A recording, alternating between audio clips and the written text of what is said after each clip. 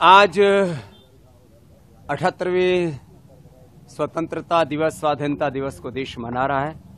प्रथम तो सभी देशवासियों को 78वें स्वतंत्रता दिवस की शुभकामनाएं और 5 लाख से ज्यादा वीर वीरांगनाओं की शहादत, बलिदान, शौर्य की बदौलत जो हमने ये आजादी पाई है, उन तमाम वीर वीरांगनाओं, ऋषि ऋषिकाओं के प्रति कृतज्ञता का भाव अपने हृदय में संजो करके समस्त ऋषि ऋषिकाओं, वीर वीरांगनाओं के सपनों को पूरा करने के लिए प्रतिबद्ध होने का दिवस है।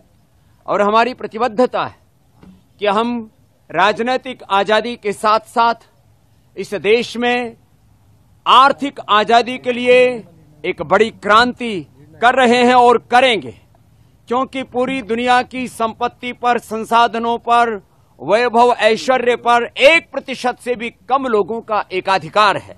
उन साम्राज्यवादी ताकतों ने अपने क्रूर पाशों में पूरी दुनिया की सारी संपत्ति को एक तरह से रौंद रखा है, उन्होंने अपने हाथों में जकड़ रखा है। तो इस देश को आर्थिक आजादी मिले, ईस्ट इंडिया कंपनी से लेकर के ब्रिटिशर्स ने 1000 लाख करोड़ रुपए की इस देश में लूट की। अभी भी लाखों करोड़ की अर्थव्यवस्था पर भारत के शेयर मार्केट से लेकर के, भारत के एफएमसीजी सेक्टर से लेकर के ऑटोमोबाइल, मोबाइल, एग्रीकल्चर इंडस्ट्री में एमएनसीज का बहुत बड़ा आधिपत्य है। और किसी भी स्वाधीन राष्ट्र के लिए बहुत शर्मनाक होता है कि इस देश की अर्थव्यवस्था यदि आजाद नहीं होती है, विदेशी हाथों की गुलाम होती है, तो कभी भी देश पूर्ण सम्मान और स्वाभिमान के साथ, पूर्ण आजादी के साथ जी नहीं सकता है।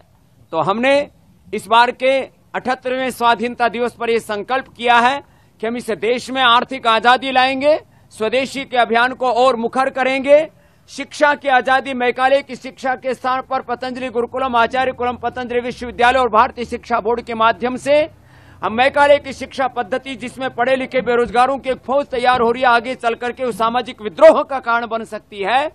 तो हम शिक्षा संस्कार मूलक हो, रोजगार मूलक हो, उसमें स्वाभिमान हो, सम्मान हो, नैतिकता हो, मानवीयता हो, कि बच्चे कभी, युवा कभी देश के खिलाफ बगावत न करें। जो बगावत हमने बांग्लादेश में देखी, जो बगावत हमने श्रीलंका में देखी, पाकिस्तान और अफगानिस्तान सहित पूरी दुनिया के मिडिल ईस्ट में ये बहुत बड़ा उपद्रव हो रहा है। तो हम एक ऐसी संस्कार मूलक शिक्षा के बीज इस देश में बोएंगे जिससे कि शिक्षा की स्वाधीनता मिले।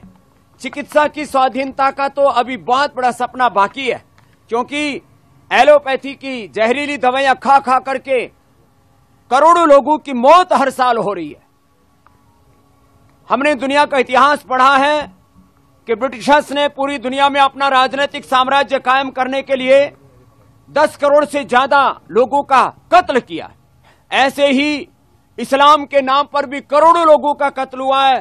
लेनिन, मार्क्स और माओ की जो क्रांतियों के नाम पर कत्ल हुआ है, विश्व युद्धों में और अलग अलग त्रासदियों में करोड़ों लोग मारे गए। लेकिन हर साल करोड़ों लोग निर्दोष मर रहे हैं जहरीली दवाइयां, सिंथेटिक दवाइयां खा खा करके। जो चिकित्सा की स्वाधीनता का आंदोलन है, पतंजलि वेलनेस योगग्राम निरामयम, इसको हम और मुखर करेंगे।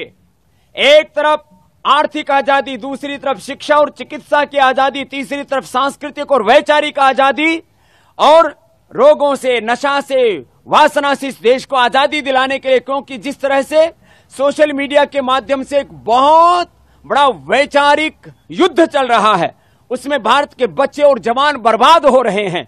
इस तरह से लोगों के दिली दिमागों में वासनाओं की आग भड़क रही है। आए दिन दुराचार, अनाचार, व्यभिचार, गैंगरेप की घटनाएं हो रही हैं। इसका एक कारण है हम योग विमुख या तो हो गए और कर दिए गए, और पूरे देश में तांडव हो रहा है। भारत भूमि जो ऋषियों की भूमि है, वहां पर जब हम गैंगरेप जैसी घटनाओं को देखते हैं तो हृदय कांप उठता है। तो पतंजलि का इस संकल्प है, हमने इस बार इस 78वें आजादी के स्वाधीनता के दिवस पर यह संकल्प लिया है कि हम इस देश में राजनीतिक आजादी के साथ साथ ये शिक्षा की, चिकित्सा की, आर्थिक आजादी और वैचारिक सांस्कृतिक आजादी के साथ रोग और नशा वासनाओं से इस देश को आजादी दिला करके 5 प्रकार की इस आजादी के अभियान को हम मुखर रूप से पूरे देश में बढ़ाएंगे और इस भारत को स्वस्थ, समृद्ध, संस्कारवान और परम वैभवशाली बनाने के लिए एक बड़ी भूमिका पतंजलि की ओर से निभाएंगे। और ये निभाई है पिछले 30-35 वर्षों में पतंजलि अपनी भूमिका। हम 50 वर्षों से इस योग और कर्मयोग के पथ पर चल रहे हैं।